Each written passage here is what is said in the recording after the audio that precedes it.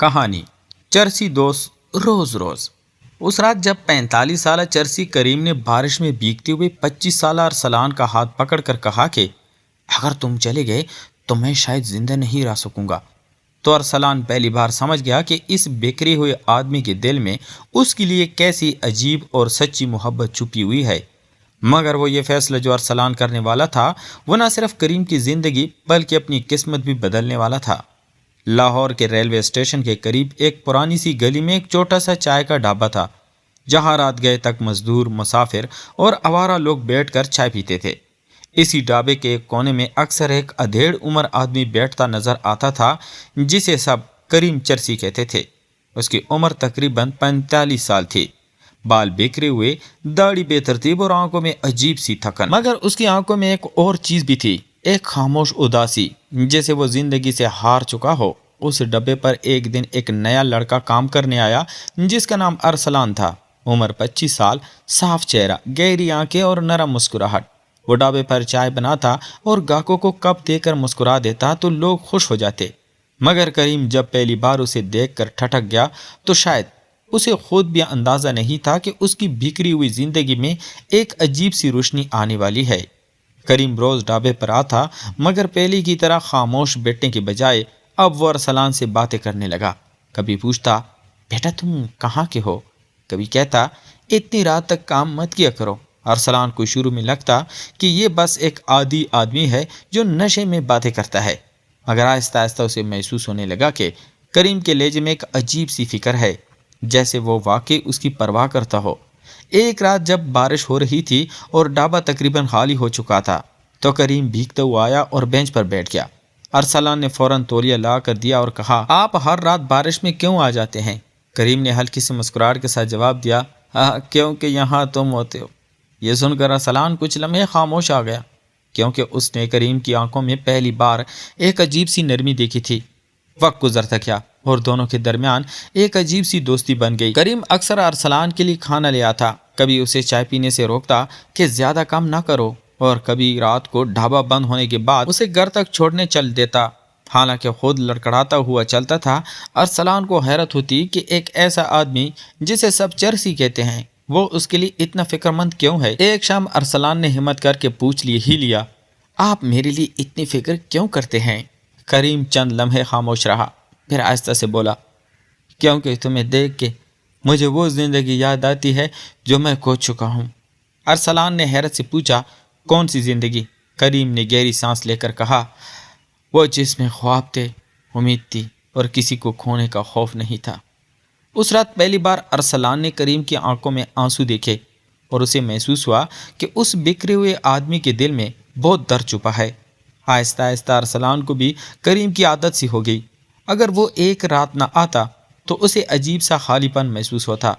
مگر ایک دن سب کچھ بدل گیا، کیونکہ ارسلان کو اچانک ایک فیکٹری میں اچھی نوکری مل گئی اور اسے شہر چھوڑنا پڑا۔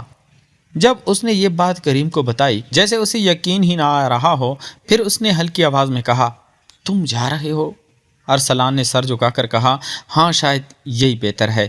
اس رات بارش ہو رہی تھی اور سڑک سنسان تھی۔ کریم اچانک اس کے سامنے آ کر کھڑا ہو گیا اور اس کا ہاتھ پکڑ کر بولا، اگر تم چلے گئے تو میں پھر اکیلا ہو جاؤں گا۔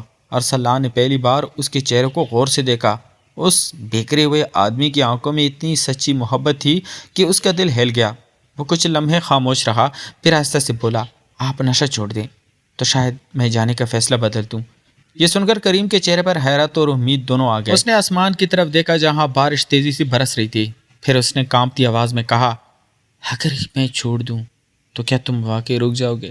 ارسلان نے دھیرے سے سر ہلا دیا اور اسی لمحے کریم نے جیب سے چرس کا پیکٹ نکالا، اسے چند لمحے دیکھا، پھر پوری طاقت سے سڑک پر پھینک دیا۔ بارش میں وہ پیکٹ بھیگتا رہا اور کریم خاموش کھڑا رہا، کیونکہ شاید پہلی بار اس نے کسی کے لیے خود کو بدلنے کا فیصلہ کیا تھا۔ اور ارسلان نے اس لمحے سمجھ لیا کہ کبھی کبھی محبت انسان کو وہاں سے واپس لے آتی ہے جہاں سے واپسی ناممکن لگتی ہے۔ بارش والی اس رات کے بعد سب کچھ جیسے بدلنے لگا تھا۔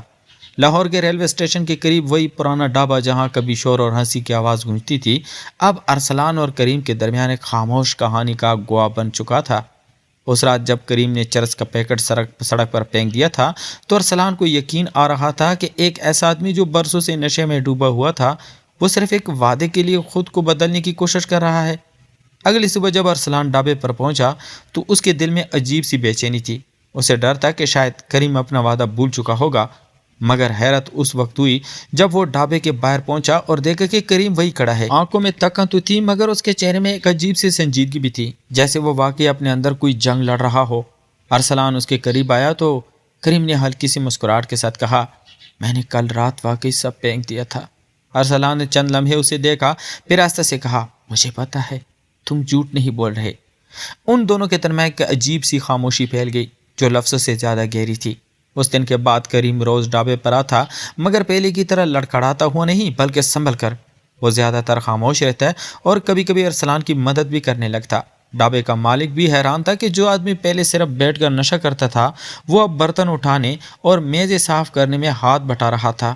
وقت گزرتا گیا اور کریم کے چہرے کی تکن آہستہ آہستہ کم ہونے لگی، مگر اس کے دل میں ایک خوف ابھی بھی تھا، کیونکہ اسے معلوم تھا کہ اگر ارسلان واقعی شہر چھوڑ کر چلا گیا تو شاید اس کی ساری ہمت ٹوٹ جائے گی۔ ایک شام جب سورج ڈوب رہا تھا اور آسمان نارنجی رنگوں میں ڈوبا ہوا تھا تو دونوں ڈھابے کے پیچھے والی گلی میں بیٹھے چائے پی رہے تھے۔ ہوا ٹھنڈی تھی اور سڑک تقریباً خالی۔ کریم نے اچانک کہا، اگر تم چلے گئے تو کیا مجھے یاد رکھو گے؟ ارسلان نے ہلکی مسکراہٹ کے ساتھ جواب دیا، ہاں یاد رکھنا پڑے گا، کیونکہ تم وہ واحد آدمی ہو جس نے میرے ایک جملے پر اپنی ساری زندگی بدلنے کی کوشش کی۔ کریم نے نظریں جھکا لی اور آہستہ سے کہا، میں نے یہ تمہارے لیے نہیں کیا، میں نے یہ اس لیے کیا کیونکہ تم نے مجھے یاد دلایا کہ میں ابھی مکمل برباد نہیں ہوا۔ یہ سن کر ارسلان کے دل میں ایک عجیب سی نرمی پیدا ہوئی۔ اس نے پہلی بار محسوس کیا کہ کریم کی موجودگی اس کے لیے بھی اب صرف ایک عادت نہیں رہی بلکہ اس کے دل میں بھی ایک خاص جگہ بنا چکی ہے۔ مگر قسمت شاید ان دونوں کو ایک اور امتحان میں ڈالنے والی تھی، کیونکہ اسی رات جب ڈھابہ بند ہونے والا تھا تو ایک مہنگی گاڑی وہاں آ کر رکی۔ اس میں سے ایک نفیس لباس پہنا ہوا آدمی باہر نکلا جس کے چہرے پر سنجیدگی تھی۔ اس نے سیدھا کریم کی طرف دیکھا اور دھیمی آواز میں کہا، کریم بھائی آپ واقعی یہاں ہیں؟ کریم کا چہرہ ایک دم بدل گیا، جیسے اس نے کوئی بھولا ہوا سایہ دیکھ لیا ہو۔ ارسلان حیرت سے منظر دیکھ رہا تھا۔ وہ آدمی چند قدم آگے آیا اور بولا، ہم آپ کو 3 مہینے سے ڈھونڈ رہے ہیں۔ ارسلان نے حیرت سے کریم کی طرف دیکھا، کیونکہ اس نے کبھی سوچا بھی نہیں تھا کہ یہ بکھرا ہوا چرسی آدمی کسی کے لیے اتنا اہم ہو سکتا ہے۔ کریم کچھ لمحے خاموش رہا، پھر دھیرے سے بولا، مجھے ڈھونڈنے کی کیا ضرورت تھی؟ اس آدمی نے سنجیدگی سے جواب دیا، کیونکہ آپ کے والد کا انتقال ہو گیا ہے اور اب ان کی ساری جائیداد کے وارث صرف آپ ہیں۔ یہ سن کر ارسلان جیسے ساکت رہ گیا۔ اسے یقین نہیں آ رہا تھا کہ جو آدمی کل تک ڈھابے کے باہر نشے میں بیٹھا رہتا تھا وہ دراصل ایک امیر خاندان کا وارث بھی ہو سکتا ہے۔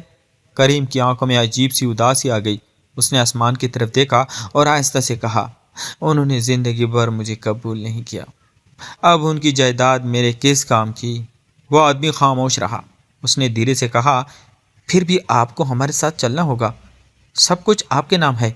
ارسلان نے پہلی بار کریم کے چہرے کو غور سے دیکھا۔ اس کے دل میں عجیب سی کشمکش پیدا ہو گئی، کیونکہ اگر کریم چلا گیا تو شاید ان کی یہ کہانی یہیں ختم ہو جائے گی۔ کریم نے چند لمحے سوچا، پھر ارسلان کی طرف دیکھا۔ اس کی آنکھوں میں وہی پرانی نرمی تھی۔ اس نے دھیرے سے کہا، میں جا سکتا ہوں مگر ایک شرط پر۔ وہ آدمی چونک گیا اور پوچھا، کون سی شرط؟ کریم نے بغیر ہچکچاتے ہوئے کہا، ارسلان بھی میرے ساتھ جائے گا۔ ارسلان حیرت سے اسے دیکھنے لگا، کیونکہ اس نے کبھی نہیں سوچا تھا کہ کریم اس کے لیے ایسا فیصلہ کرے گا۔ وہ آدمی چند لمحے خاموش رہا، پھر ہلکی سی مسکراہٹ کے ساتھ بولا، ہاں اگر یہی آپ کی خواہش ہے تو ہمیں کوئی اعتراض نہیں۔ اس رات جب گاڑی وہاں سے روانہ ہوئی تو ارسلان کھڑکی کے باہر شہر کی روشنیاں دیکھ رہا تھا اور کریم خاموش بیٹھا تھا، مگر اس کے چہرے پر ایک عجیب سا سکون تھا، جیسے برسوں بعد اسے زندگی میں کوئی راستہ ملا ہو۔ کچھ دیر بعد اس نے آہستہ سے کہا، تم نے مجھے اس اندھیرے سے نکالا جہاں میں برسوں سے کھویا ہوا تھا۔ ارسلان نے مسکرا کر جواب دیا، اور تم نے مجھے سکھایا ہے کہ کبھی کبھی بکھرے ہوئے لوگ بھی سب سے سچے دل رکھتے ہیں۔